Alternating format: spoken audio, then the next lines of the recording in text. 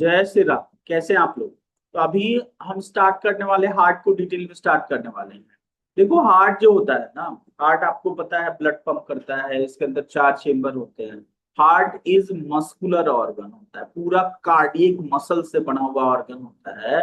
और heart is mesodermal origin, as muscular tissue is mesodermal origin, heart mesodermal origin होता है। और heart का लोकेशन कहाँ होता है?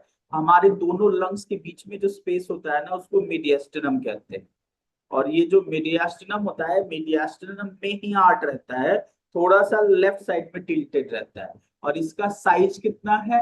हमारा एक बंद मुट्ठी है, क्लिंच्ड फिस्ट, बंद मुट्ठी के साइज का लगभग हमारा हार्ट होता है।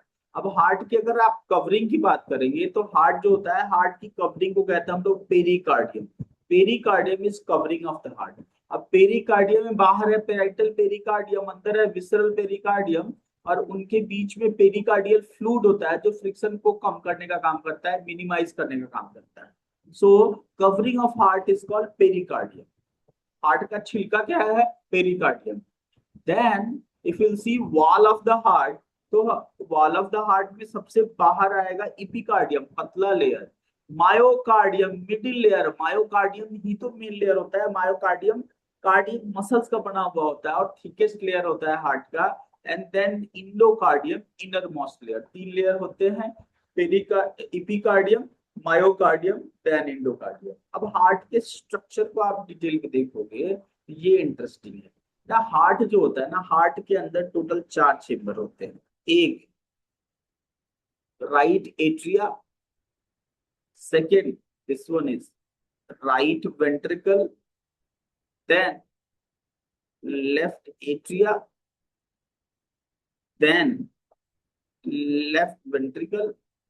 अगर आप साइज वाइज देखोगे तो एट्रिया जो होता है वो छोटा होता है और वेंट्रिकल बड़ा होता है साइज में।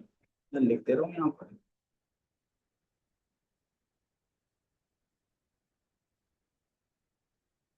जो एट्रिया है, atria is smaller, ventricle is larger.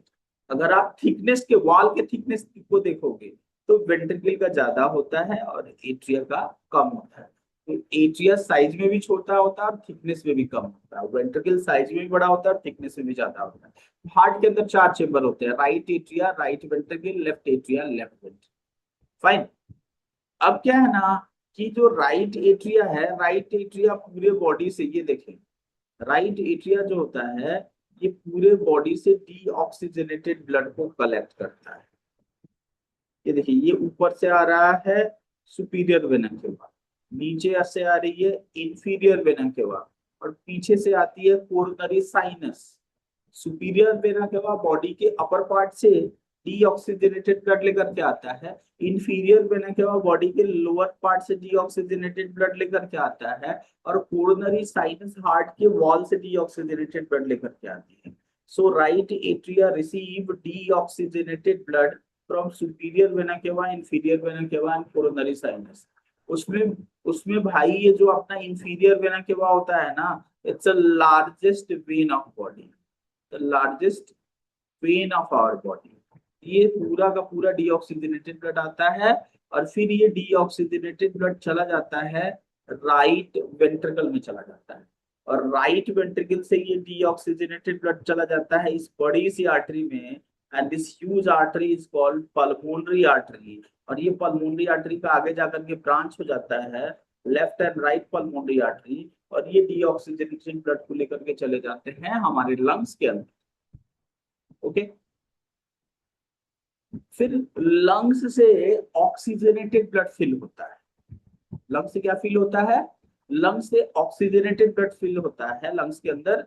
और वो ऑक्सीजनेटेड ब्लड टोटल 4 वेन्स से, yes, veins they are, total 4 vein से।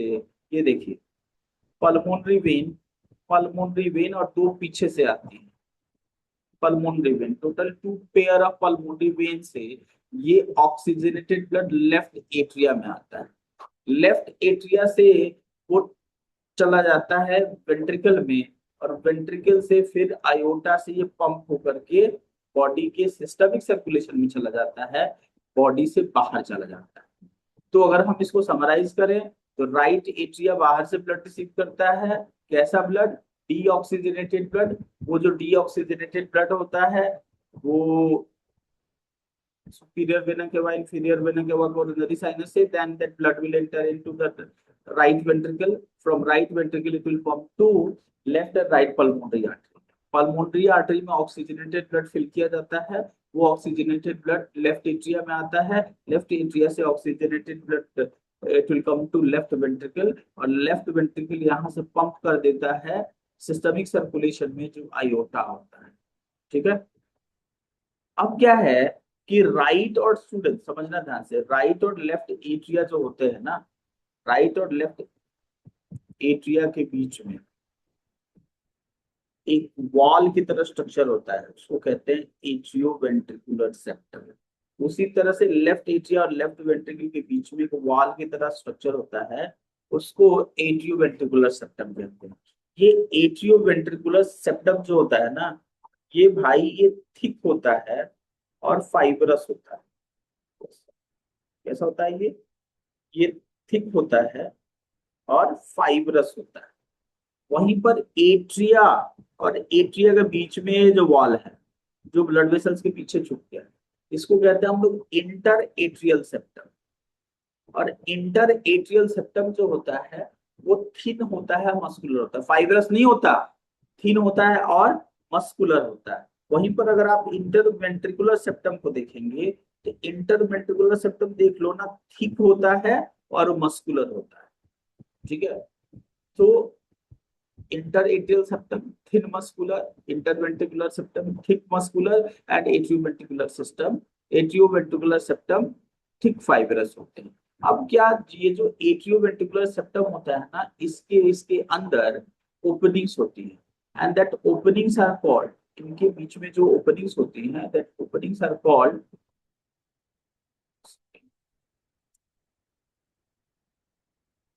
इसके बीच में जो ओपनिंग होती है that openings are called atrioventricular opening.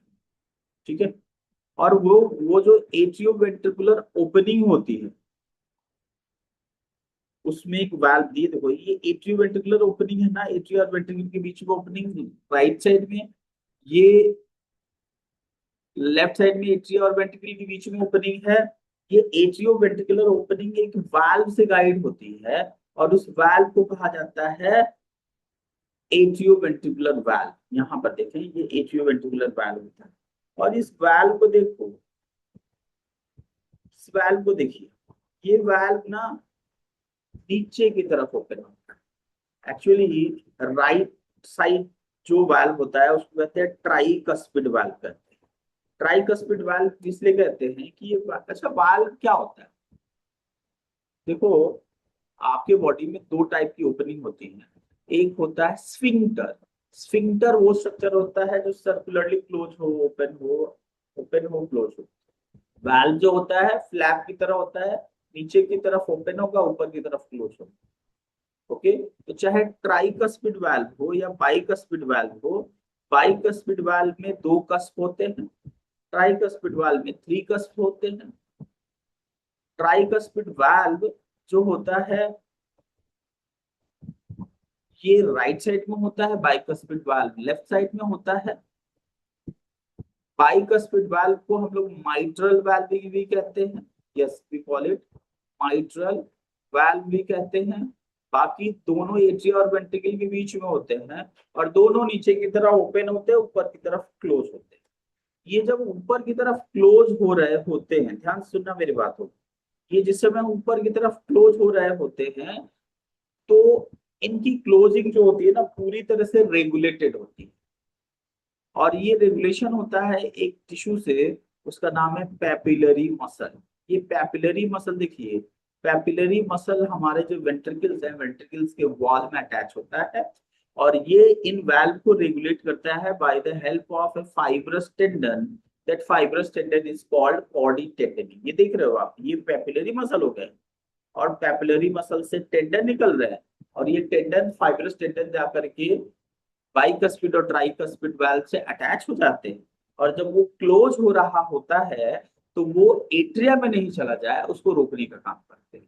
तो क्या पैपिलरी मसल उनकी ओपनिंग और क्लोजर को गाइड करने का काम करते हैं? नहीं करते। वैल्व्स जो होते हैं बाइकस्पिड और ट्राइकस्पिड वाल्व, इनकी ओपनिंग और क्लोजर तो ये प्रेशर डिफरेंस की वजह से होती है, लेकिन ये उसको रेगुलेट करने का काम करते हैं। Yes, fine. तो ये तो बाइकस्पिड और ट्राइकस्पिड वाल्व हो गए। हमारे हार्ट में एक और टाइप का वाल्व होता है जिसको कहते हैं सेमी ल्यूनर वाल्व कहते हैं। बेटा सेमी ल्यूनर वाल्व जो होते हैं ना, हाफ मून शेप होते हैं। कैसे हैं?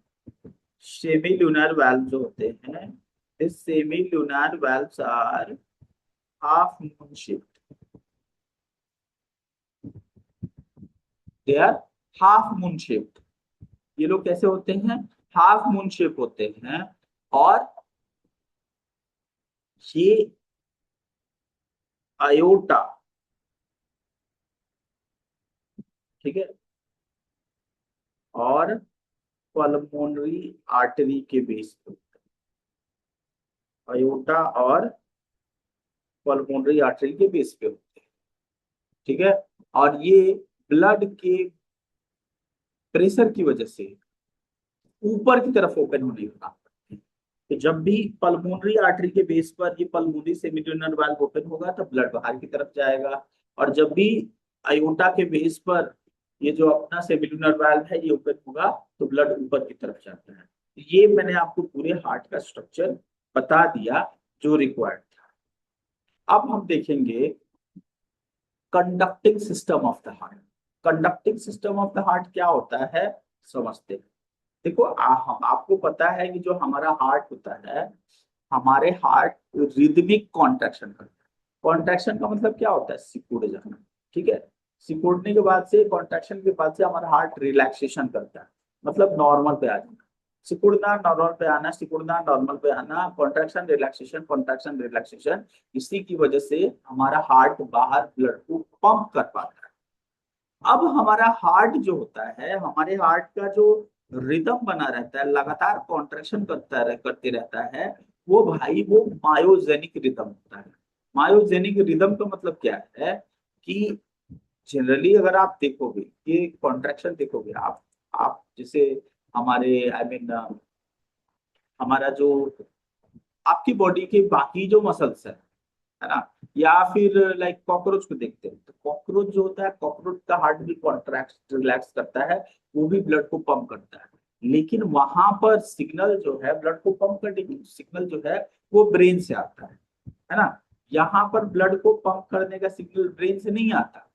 हमारा हार्ट जो है वो खुद से रिदम जनरेट करता है। वो रिदम पूरे हार्ट के हर टिश्यू के अंदर फैलता है, हार्ट सेल्स के अंदर फैलता है, और सेल्स उसके रिस्पॉन्स में कॉन्ट्रैक्ट करते हैं। तो हमारा हार्ट इसीलिए कहा जाता है, ह्यूमन हार्ट जो होता है वो कैसा हार्ट होता है? बढ़िया हार्ट होता है, लेकिन मायोजेनिक हार्ट होता है। मतलब इसका रिदम जो है मायो ने जनरेट किया, मसल्स ने जनरेट। अब एक्चुअली हमारे बॉडी में, हमारा जो बॉडी होता है, हमारे बॉडी के अंदर, हमारे हार्ट के अंदर कंडक्टिंग सिस्टम होता है। कंडक्टिंग सिस्टम क्या है? Conducting system is modified cardiac muscles. क्या होते हैं? कार्डियक मसल्स होते हैं। और ये नॉड के फॉर्म में होते हैं, गांठ के फॉर्म में होते हैं। और इनका एक पूरा नेटवर्क हमारे पूरे हार्ट में बना हुआ है ना। वो चारों तरफ जाते हैं और जा करके हमारे हार्ट की हर मसल्स को कॉन्ट्रैक्ट करवाने का काम करता है। तो conducting system of the heart का आपको अगर फंक्शन पूछा जाए तो आप क्या बताओगे? कंडक्टिंग सिस्टम ऑफ हार्ट पहला काम तो ये करता है कि ये कार्डियक इंपल्स जनरेट करता है। क्या? कार्डियक इंपल्स जनरेट करता है। सेकेंड, कार्डियक इंपल्स को हम एक्शन पोटेंशियल भी कहते हैं। तो ये हमारा हार्ट एक्शन पोटेंशियल जनरेट करता है। एक्शन पोटेंशियल जनरेट होकर के पूरे हार्ट में स्प्रेड होता है। ठीक है। और स्प्रेड करवाने का काम भी हमारा कंडक्टिंग सिस्टम ही करता है। और उसके बाद से, स्प्रेड होने के बाद से, इस एक्शन पोटेंशियल के रिस्पॉन्स में हमारी जितनी भी सेल्स होती हैं वो सारी कॉन्ट्रैक्ट करती है। अब ये एक्शन पोटेंशियल फिजिकली क्या होता है? तो आप समझ लो कि action potential is physically flow of charge. Flow of charge क्या होता है? इलेक्ट्रिसिटी तो एक्शन पोटेंशियल इलेक्ट्रिसिटी ही होता है। अब मान लो कि यहाँ पे जो इलेक्ट्रिसिटी फ्लो हो रही है वो कई वोल्ट में होगी, ये मिली वोल्ट में। Yes, so action potential is flow of charge only, cardiac impulse is flow of charge only. ठीक है। एक्शन पोटेंशियल को जनरेट करने का काम जो होता है वो एसए नोड में होता है। ठीक है। एसए नोड का अगर आपसे लोकेशन पूछा जाए तो कहाँ होगा? ये राइट एट्रिया में होता है, अपर साइड में होता है, और बिल्कुल राइट एट्रिया के बिल्कुल राइट अपर कॉर्नर में होता है। तो SA node is present at right upper corner of right atria. और ये क्या करता है कि ये इम्पल्स जनरेट करता है, and they will generate impulse at 72 per minute. I mean it will be 70 to 75 per minute, but I am taking 72 per minute as average value for my convenience. तो ये लोग क्या करते हैं कि कार्डियक इम्पल्स जनरेट करते हैं 72 per minute, और फिर वो जो कार्डियक इम्पल्स है ये दोनों एट्रिया में फ्लो होकर के चारों तरफ जाता है। यस, ये कार्डियक इम्पल्स पूरे एट्रिया में जाता है, और एट्रिया में जब ये चारों तरफ चला जाता है तो जो एट्रिया होते हैं इसके रिस्पॉन्स में डीपोलराइज हो जाते हैं। डीपोलराइज हो जाते हैं मतलब क्या? एक्साइटेड हो जाते हैं। और जब वो एक्साइटेड हो जाते हैं तो वो कॉन्ट्रैक्ट करते हैं, और जब वो कॉन्ट्रैक्ट करते हैं तो उनका ब्लड जो है वो वेंट्रिकल में चला आता है। यस, इनका ब्लड कहाँ चला आता है? वेंट्रिकल में चला आता है। तो एक्शन पोटेंशियल जनरेट हुआ। एक्शन पोटेंशियल जनरेट होने के बाद से वो पूरे एट्रिया में फैल गया। पूरे एट्रिया में फैला, एट्रिया की सेल्स डीपोलराइज हो गई। एट्रिया की सेल्स डीपोलराइज हो गई तो फिर एट्रिया ने कॉन्ट्रैक्ट किया, उसके रिस्पॉन्स में डीपोलराइज मतलब एक्साइटेड हो गई। देखो भाई, फ्लो ऑफ चार्ज हुआ ना, तो जब वो इंडिविजुअल सेल के पास आया तो इंडिविजुअल सेल के अंदर जो चार्ज था, मान लो कि वहां पे चार्ज था -70 मिली वोल्ट, तो ये जंप होकर के हो गया +30 मिली वोल्ट, बूम से इंक्रीज। -70 से +30 जाना मतलब 100 मिली वोल्ट का चेंज है ना, इतना बड़ा चेंज हो जाता है। मसल सेल्स जो है एक्साइटेड हो जाती है, और उसी एक्शन पोटेंशियल की वजह से फिर वो कॉन्ट्रैक्ट करती है, ब्लड पीछे की तरफ। इसी बीच एसए नोड से इंपल्स एवी नोड में चला जाता है। भाई ये एवी नोड जो होता है ये कहाँ होता है? So this AV node is present at right lower corner of right lower corner of sorry, not right lower corner, left lower corner, ये लेफ्ट साइड है ना, हाँ, left lower corner of right atrium. Okay. और ये जो होती है atrioventricular septum जो होता है ना उसके बिल्कुल नजदीक होती है। इनका काम क्या होता है कि ये स्टिमुलस कलेक्ट करती है ऐसे नोड से, और ऐसे नोड से कलेक्ट करके ये दे देती है एबी बंडल में। ये मैं जो कलर कर रहा हूँ ना ये एक्चुअली एबी बंडल है। एबी बंडल मतलब एट्रियो वेंट्रिकुलर बंडल होता है।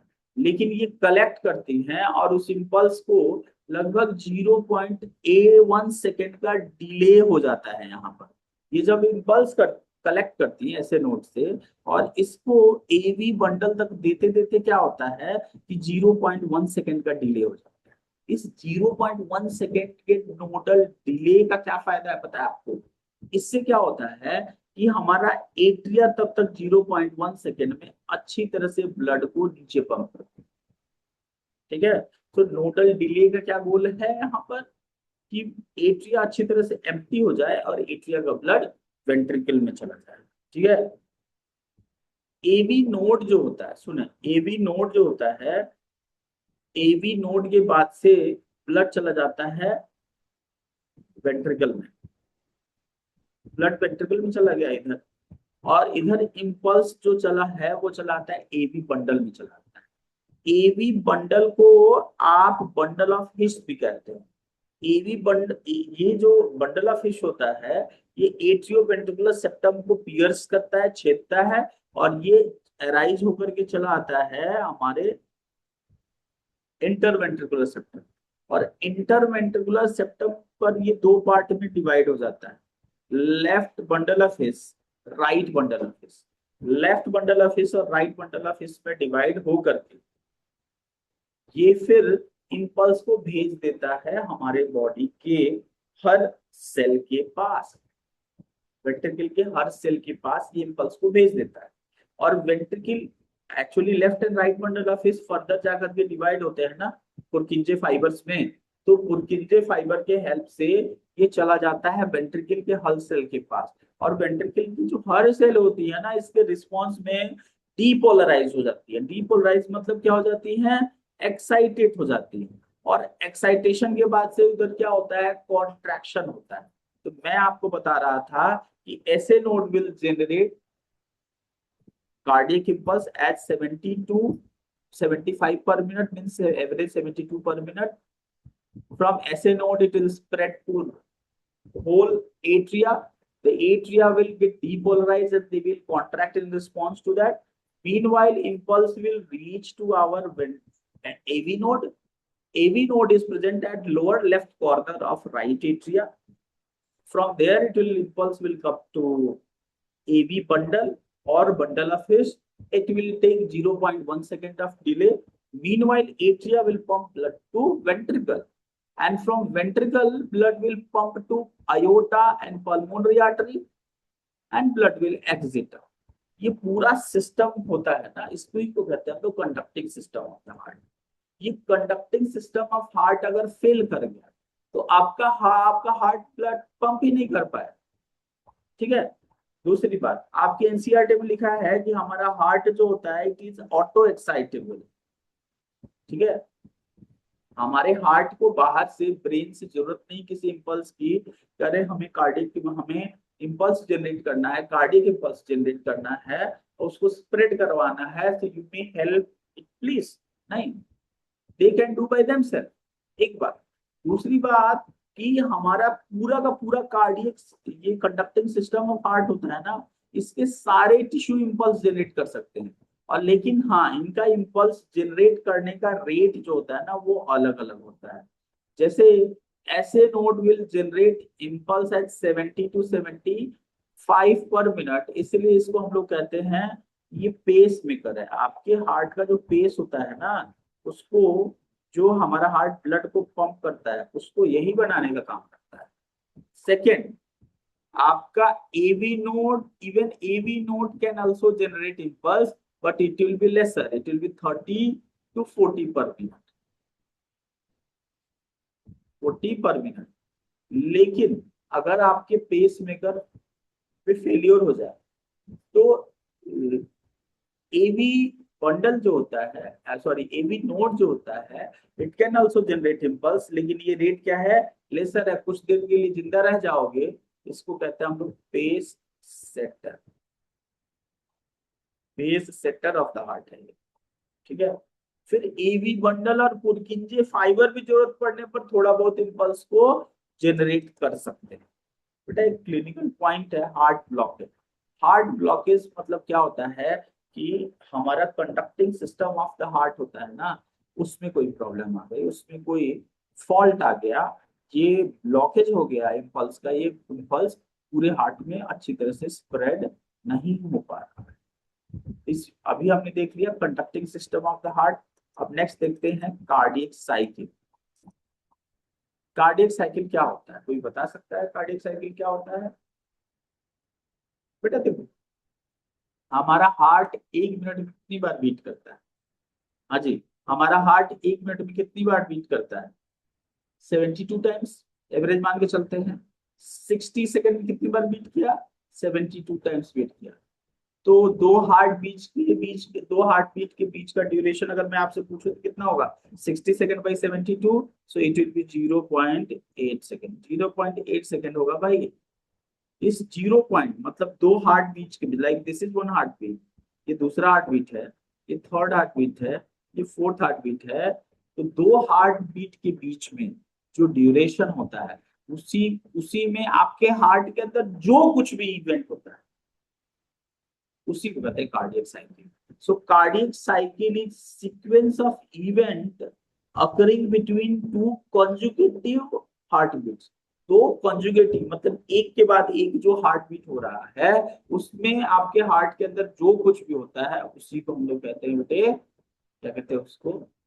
उसको हम लोग कहते हैं अपना कार्डियक साइकिल कहते हैं।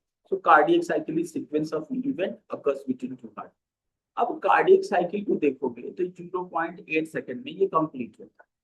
ये 0.8 सेकंड का टाइम है, इसको हम देखते हैं थोड़ा सा अलग तरीके से। जैसे मान लो कि ये सर्किल है, तो ये जो सर्किल है, इस सर्किल में मैंने क्या किया, ये देखिए सर्किल चारों तरफ से बना है, इस सर्किल में मैंने क्या किया, इसको मान लिया कि 0.8 सेकंड का ये सर्किल है, ठीक है। अब देखो कार्डियक साइकिल जो है ना, ये स्टार्ट होता है एट्रिया के सिस्टोल से।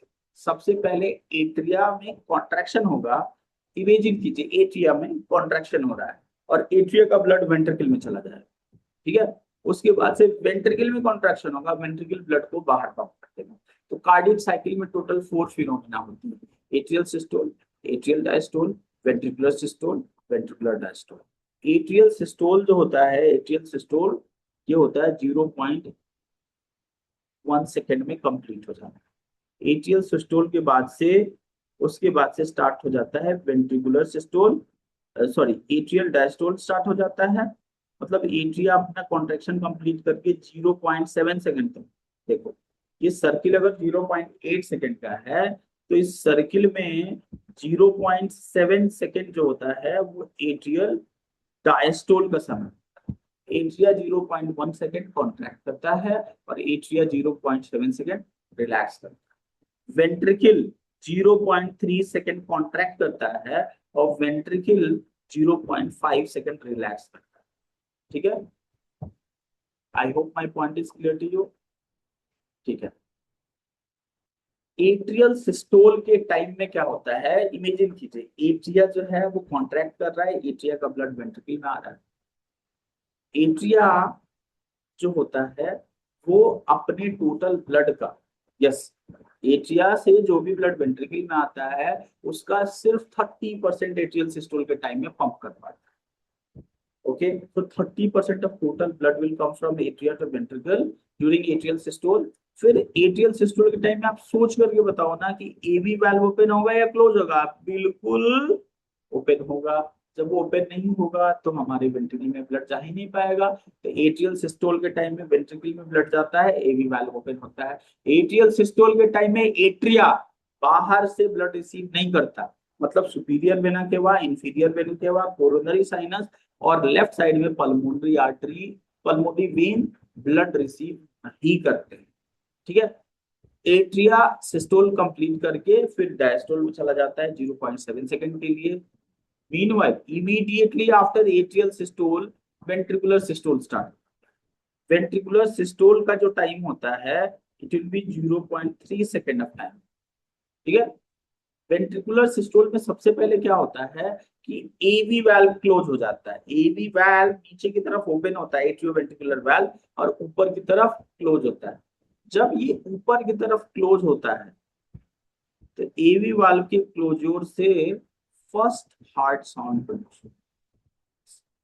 It's a first heart sound.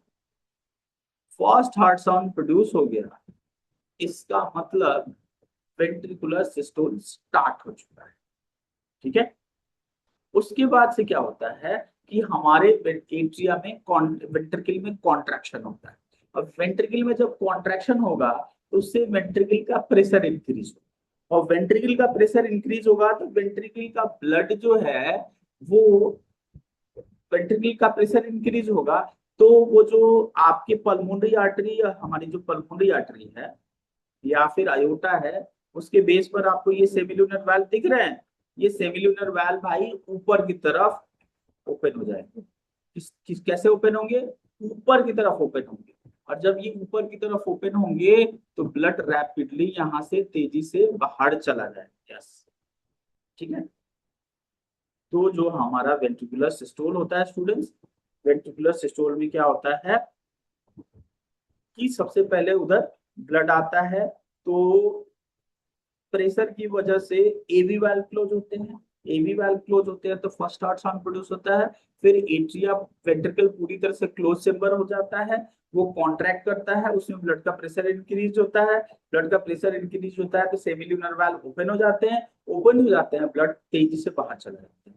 Blood तेजी से बाहर चला जाता है तो वो वाल्व क्लोज भी हो जाते हैं, सेमिल्यूनर वाल्व। और सेमी लूनर वाल्व क्लोज हो गए, मतलब हमारा एट्रिया जो है अब सिस्टोल कंप्लीट कर चुका है। सेमी लूनर वाल्व के क्लोज होने पर सेकेंड हार्ट साउंड प्रोड्यूस होता है। Yes. तो कोई भी हार्ट साउंड है ये वाल्व की क्लोज होने से प्रोड्यूस होता है, ओपन होने से प्रोड्यूस नहीं होता। फाइन। देन व्हाट, यहाँ पर जो हमारा वेंट्रिकुलर सिस्टोल है, वेंट्रिकुलर सिस्टोल को आप दो पार्ट में डिवाइड कर सकते हो। वेंट्रिकुलर सिस्टोल का ड्यूरेशन कितना था, 0.3 सेकंड का था ना। तो स्टार्टिंग का 0.05 सेकंड का टाइम होता है, उस समय हमारा वेंट्रिकल जो होता है पूरी तरह से क्लोज चेम्बर होता है। सबसे पहले भाई स्टार्टिंग में क्या हुआ था, हमारा सेमिलुनर वाल्व तो पहले से क्लोज था और हमारा जो एवी वाल्व है वो भी क्लोज हो गया, तो वेंट्रिकल तो पूरी तरह से क्लोज चेम्बर हो गया ना। फिर उसके बाद से वेंट्रिकल में कॉन्ट्रैक्शन होता है तो प्रेशर राइज होता है, सेमिलुनर वाल्व ओपन होता है। लेकिन एट्रियो वेंट्रिकुलर वाल्व के क्लोज होने के बाद वेंट्रिकुलर सिस्टोल में एट्रियो, फिर से बोल रहा हूं, वेंट्रिकुलर सिस्टोल में एट्रियो वेंट्रिकुलर वाल्व के क्लोज होने के बाद और सेमिलुनर वाल्व के ओपन होने से पहले के टाइम पीरियड को हम लोग कहते हैं आइसोवॉल्यूमेट्रिक कॉन्ट्रैक्शन। ठीक है, और ये आइसोवॉल्यूमेट्रिक कॉन्ट्रैक्शन 0.05 सेकंड का होता है। आइसो मतलब सेम होता है, वॉल्यूमेट्रिक मींस वॉल्यूम होता है। इस टाइम पीरियड में वेंट्रिकल पूरी तरह से क्लोज चेम्बर है, तो वेंट्रिकल के अंदर जो ब्लड है उसके वॉल्यूम में तो कोई चेंज नहीं आएगा ना। हाँ, लेकिन कॉन्ट्रैक्ट तो कर रहा है, इसलिए इसको आइसोवॉल्यूमेट्रिक कॉन्ट्रैक्शन करते हैं। ये 0.05 सेकेंड होता है। उसके बाद से 0.25 सेकेंड तक ब्लड रैपिडली बाहर जाता है, तो वो जो टाइम पीरियड होता है उसको रैपिड इंजेक्शन कहते हैं। यस, वेंट्रिकुलर सिस्टोल फिनिश हो चुका है। उसके बाद से वेंट्रिकुलर डायस्टोल स्टार्ट हो जाता है। वेंट्रिकुलर डायस्टोल बेटा चलेगा, ये जो डायग्राम बना है एआई ने सही से नहीं बनाया है। वेंट्रिकुलर डायस्टोल इधर देखिएगा, समझना बात। देखो जो वेंट्रिकुलर डायस्टोल होता है ना, वेंट्रिकुलर डायस्टोल अगर ये पूरा सर्किल 0.8 सेकेंड का टाइम है तो हाफ ऑफ द सर्किल होगा ना 0.3 सेकेंड ऑफ टाइम। तो वेंट्रिकुलर डायस्टोल इस पॉइंट से स्टार्ट होगा और यहां से स्टार्ट होकर के 0.5 सेकेंड चलेगा and it will overlap, yes it will overlap atrial systole. अब क्या है, ये वेंट्रिकुलर सिस्टोल का 0.4 सेकेंड और एट्रियल सिस्टोल का 0.4 सेकेंड, ये जो टाइम पीरियड है ये तो दोनों ओवरलैप कर रहे हैं। मतलब ये जो टाइम पीरियड होता है इस समय हमारी एट्रिया और वेंट्रिकल दोनों डायस्टोल में होती है ना, दोनों आराम कर रहे होते हैं, दोनों लाइफ को एंजॉय कर रहे होते हैं। भाई उनका लाइफ क्या है, ब्लड को पंप करना ना। तो होता क्या है कि इस टाइम पीरियड में जो हमारा एट्रिया है वो बाहर से ब्लड लगातार, एट्रिया भाई डायस्टोल में तो पूरी तरह से फूला फूला है, तो एट्रिया बाहर से ब्लड रिसीव करता है। ठीक है, एट्रिया बाहर से ब्लड रिसीव कर रहा है और वो ब्लड जो है अपने आप विदाउट एनी कॉन्ट्रैक्शन इस टाइम पीरियड में वेंट्रिकल में जाता है। और वेंट्रिकल में इस टाइम पीरियड में मतलब जो हमारा जो ज्वाइंट डायस्टोल का समय होता है, इस ज्वाइंट डायस्टोल के टाइम में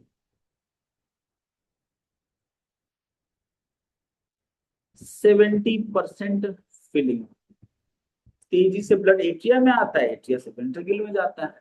ये पूरी तरह से जो फीलिंग होती है पैसिव फीलिंग होती है, इसमें कोई कॉन्ट्रैक्शन की जरूरत भाई नहीं पड़ रही है। ठीक है, तो ये हो गया आपका।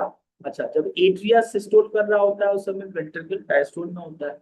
जब वेंट्रिकल सिस्टोल कर रहा होता है एट्रिया आराम कर रहा होता है, वो ब्लड को भर रहा होता है। मैं अगर आपसे पूछूं कि इस पूरे कार्डियक साइकिल में फर्स्ट हार्ट साउंड कहाँ प्रोड्यूस हुआ, तो बिल्कुल जहां पे वेंट्रिकुलर सिस्टोल स्टार्ट हुआ वहां से वहां पर फर्स्ट हार्ट साउंड प्रोड्यूस।